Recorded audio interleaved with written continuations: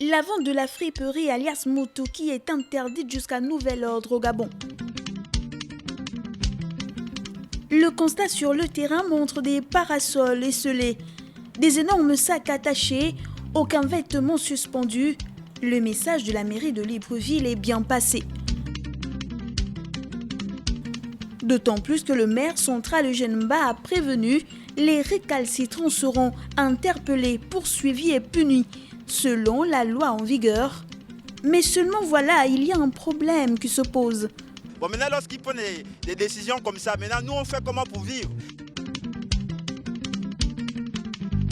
Comme Félix, de nombreux jeunes Gabonais vivent grâce à cette activité. La vente du Mutuki leur permet de subvenir à leurs besoins et à ceux de leur famille. Il n'est pas question d'un bras de fer, mais d'un cri de détresse. Où sont les moyens d'accompagnement? Le secteur de la friperie était un secteur parmi tant d'autres. Si nous l'avons choisi, c'est parce que nous l'aimons. Mais nous sommes victimes parce que par rapport aux mesures, par rapport à la Covid, vous savez que ça ne date pas d'aujourd'hui, ça fait des mois. Donc déjà nous avons du mal à joindre les deux bouts. Et lorsque cette mesure-là vient frapper le secteur de la friperie, alors là nous sommes anéantis. Sincèrement, c'est pas facile.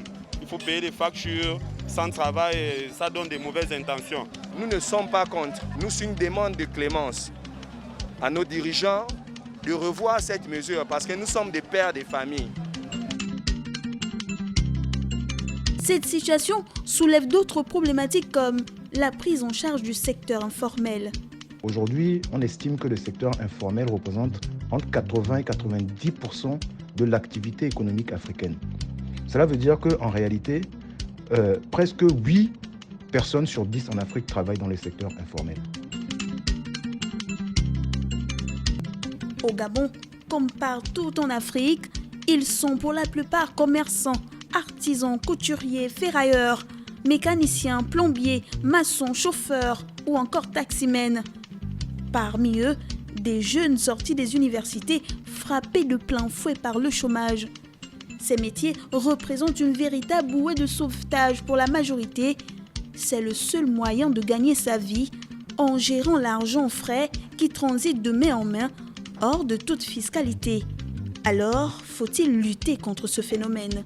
Si vous parlez de lutte contre le secteur informel, ça veut dire que vous voulez que les personnes qui travaillent dans ce secteur, nous l'avons dit, ça représente pratiquement 9 personnes sur 10 en Afrique, arrêtent de travailler. Et donc, si elles arrêtent de travailler, elles ne peuvent plus subvenir à leurs besoins. Par contre, les États, les individus, toutes les forces vives ont intérêt à accompagner le secteur informel et vers le chemin de la formalisation. Très rares sont les pays d'Afrique qui donnent l'exemple en matière de lutte contre le secteur informel. Pourtant, transformer ce secteur écrasant, considéré comme faiblesse d'aujourd'hui, en force pour demain, pourrait s'avérer la solution afin de rebâtir l'activité économique et répondre aux défis sociaux.